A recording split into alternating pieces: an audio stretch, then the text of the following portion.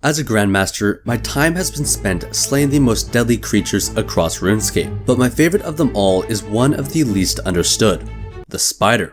No, not that spider. Verzik is up there with one of the most difficult bosses to master, but let's not get ahead of ourselves. Without further ado, Verzik explained in 3 levels of difficulty.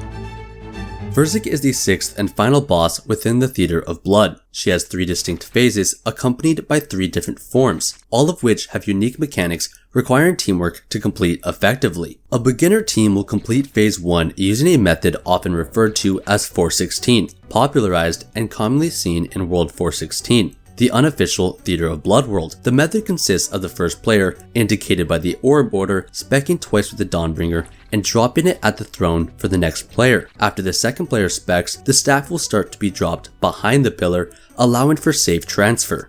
When not specking, a beginner team will damage Verzik with either mage, attacking from afar, or with melee running back and forth, avoiding her attacks. 416 is easy to execute with lenient timing and error having little consequence. Following her demise, the real battle will begin with a team with few KC under their belt. Phase 2 of Verzik requires very specific timing, a harsh mechanic for a new player. Attacks are frequently missed as a result of learning the scythe walk, which is accompanied by getting kicked and bruise spamming, heavily draining stats. A recurring theme of a beginner team is a trade of efficiency for survival, which is seen when Verzik summons crabs. Players often stop attacking Verzik altogether in order to deal with these pesky creatures. During the Reds portion of the fight, a team sees 3 to 4 red cycles in most cases, each time killing them or getting them to low HP. Special attack is regained at this point, resulting in claws or the Jolly coming out. After finishing the last of her HP, Verzik will transition from her second to her third and final phase, taking on the appearance of a spider. Phase 3 is sometimes considered easier for learning teams. The player chosen to tank will either run under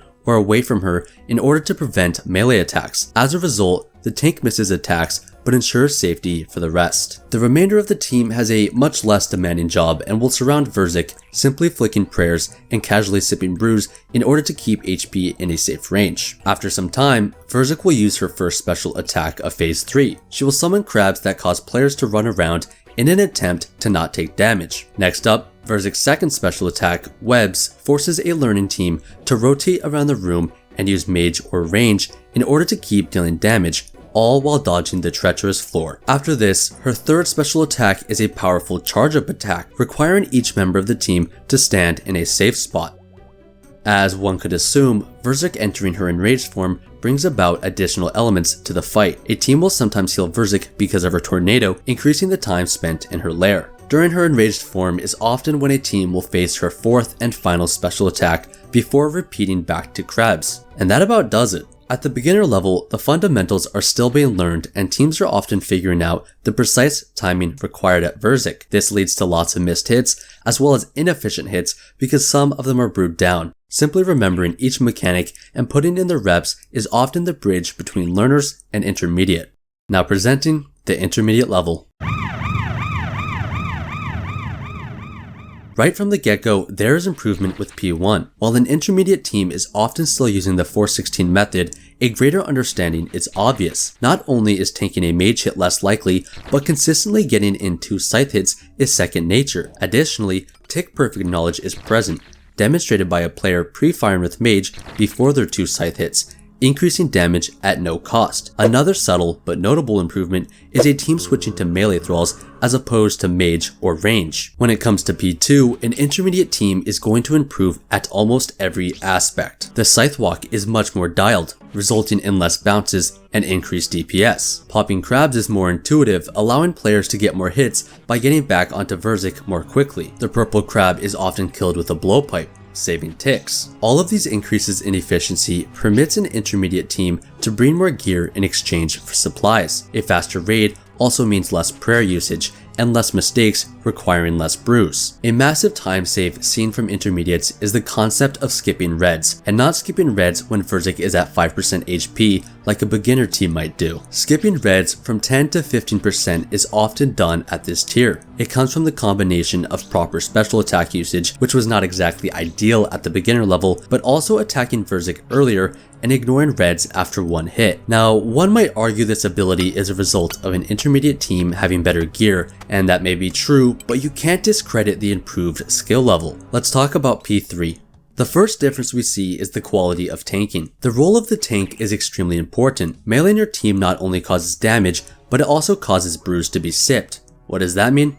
DPS loss. The intermediate tank also loses less ticks as a result of better understanding on when to step under Verzik. Bad timing can lead to multiple scythe hits loss throughout the fight. A possibly overlooked downside of bad tanking is dragging her far away from the web start. Having her walk across the room is a direct time loss. Intermediate players still have room to improve when it comes to tanking, but compared to a beginner, the difference is night and day. After crabs, which we've already touched on, comes webs. Every intermediate team is running webs. It is a requisite to enter this level, and it makes sense as it is one of the largest DPS increases. Losing out on 7 free hits while taking no damage is painfully inefficient. Most teams at this level will be proccing enraged a few hits after webs. Sometimes they will wait for yellows if DPS was low, but more times than not, they will deal with yellows during the enraged portion. Verzik's final special attack is uncommonly seen for a team at this caliber, as DPS is usually good enough to skip it. At the intermediate level, the fundamentals are mostly understood, and teams are no longer simply playing for a completion. We start to see players push the limits of what they can and can't do. Can I skip reds at 18%? Can I get one more scythe hit before stepping under Verzik? The gap between intermediates and levels beyond becomes less about KC and more about intentional practice. Now presenting the Grandmaster and beyond level. This step up is quite substantial. A main difference between beginners and intermediates is the consistency of the fundamentals. At this level, everything previously discussed is perfected with an introduction of multiple mechanics. Let's start with P1. 416 is a thing of the past. We are going to talk about 112. This is a method of completing one that involves a very specific attacking order. The main idea of 112 is to initially only spec once and pass the staff to the next person. This enables each player to start regenerating their special attack quicker, in turn allowing a 3-man team to get their 9 hits off faster. If we look back at the 416 method, the third player doesn't use the staff 15 seconds into the fight, meaning 15 seconds of spec bar is essentially wasted and delayed. Additionally, a team using 112 has players use the Dawnbringer spec as a pre-fire and then dropping it at the throne, a much more efficient way of passing the staff. Another feature of 112 is tanking Verzik's hits in order to gain additional scythe hits. The reason for this is because brewing isn't a huge deal during P1, and a team at this level only needs 4 to 6 doses to get through the fight. There is no better way to utilize these brews. A final note about P1 is that 112 is a method for trios. You may have heard something called Hado or Rado, which is something very similar to 112, but used in 4-man teams. Immediately starting P2, a team will be using Spellbook Swap, starting on Lunars and bringing a platter of runes in order to swap to the Arceus Spellbook allows the use of Venge, Thralls, and Death Charge. Death Charge can be used during P2 to regain spec from the purple crabs, helping the non-majors gain claw spec for the red skip. Constantly using Spellbook Swap requires the use of a neat trick during P2. It results in 0 ticks lost and no damage taken. This trick enables a player to keep respawning thralls for 100% uptime and cast Death Charge multiple times. We will also see the introduction of something known as Boak, a crab popping method that reduces lost ticks and damage taken. Boak is a tick perfect movement that must be done by every player in the room for it to work properly. It is single-handedly one of the biggest separations of an intermediate and advanced player. Another area of improvement at this level is seen during reds. Tick fixing is using certain weapons depending on where you are in Verzik's cycle. There are multiple ways to identify this, but one for example is when you attack the red crab. If you attack on the first tick possible, you are able to do 3 scythe hits immediately with an additional blowpipe on the missed cycle. While small, things like this add up. 95% of runs are 2 down reds. Reasons for this are players at this level are almost never brewed down through use of the Brew Super Combat combo, as well as each player having a claw spec from Death Charge. A mage will likely have it from using a light bearer during P1. At the end of P2, all players will be venged as well as have it off cooldown. At the beginning of P3, each player will tank these venges off prayer in an attempt to squeeze out as much DPS as possible. Tanking at this caliber is essentially flawless by the conditions of Verzik moving exactly as intended and 0 melees. The tanking player will usually move to the northeast side of Verzik and once again perform a Boak-like movement called the Duck Tank. Not only does the Duck Tank deal with crabs effortlessly, but it also moves Verzik into a tick perfect location for webs. This means if the other players lose a single tick, it will result in an entire missed scythe hit. Before webs though, the non-tankers will go to the northwest side of Verzik and also perform a Boak-like movement. Once again, a tick perfect mechanic leading to 0 missed hits while popping crabs. DPS is so high that a 4-man team will sometimes kill Verzik during webs. Let's keep going as a 3-man team often does though.